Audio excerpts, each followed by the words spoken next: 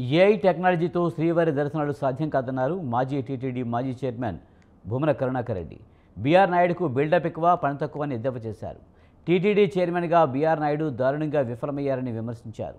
తిరుమలలో బ్లాక్ టికెట్ల దందా నడుస్తుందని భూమన ఆరోపించారు. బీఆర్ నాయుడు నేతృత్వంలో తిరుమల కొండపై అనేక అరాచకాలు జరుగుతున్నాయన్నారు. ప్రత్యేకమైనటువంటి సేవ ఏంటి?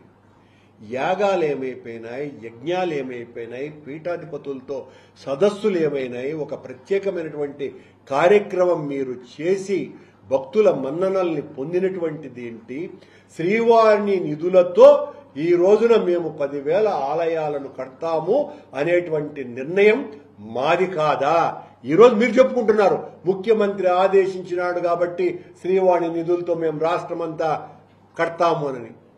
దేశవ్యాప్తంగా అన్ని రాజధానులలో వెంకటేశ్వర స్వామి ఆలయాలను మేము కట్టాం కదా, మేము ప్రారంభించిందే కదా. అది నవీ బొంబాయిలో వెంకటేశ్వర స్వామి ఆలయాన్ని కట్టినాం, శ్రీనగర్లో వెంకటేశ్వర స్వామి ఆలయాన్ని కట్టినాం, భువనేశ్వర్లో వెంకటేశ్వర స్వామి ఆలయాన్ని కట్టినాం. దాని పరంపర మీరు కొనసాగిస్తున్నారు. ఆ కొనసాగింపును మీ గొప్పగా మీరు ఎలా చెప్పుకుంటారు? మీరు చేసినటువంటి పని ఏంటి? మీ హయాంలో బ్లాక్ టికెట్లలో విపరీతంగా దళారులు దొరుకుతున్నారు అన్నటువంటి విషయం కూడా నిజమే కదా. మాటలు మాత్రం మామూలుగా ఉండవాడు అంతు చూస్తానంటారు. ఏమన్నా అంటే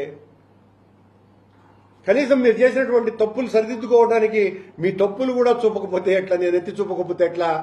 చూపుతూనే ఉంటా. చూపటం నా బాధ్యత, సరిదిద్దుకోవటం మీ బాధ్యత. సరిదిద్దుకోకుండా ఎంతసేపు నా మీద పడిపోయి వైసీపీ వాళ్ళంతా ఇలాంటి వాళ్లే, వైసీపీ వాళ్ల కథ తేల్చేస్తామంటే ఎలా కుదురుద్ది? మీరు అత్యంత పవిత్రమైన పుణ్యక్షేత్రంలో స్వామివారి ప్రథమ సేవకునిగా ఉన్నటువంటి వ్యక్తి ఏ రకంగా ఉండాలి? టీటీడీ పాలక మండలి పదవి మీకు జన్మజన్మల పుణ్యం, నిజంగా అందులో అనుమానమే లేదు. స్వామిది అది భాష్యం, భక్తులకు మాత్రం పూజ్యం.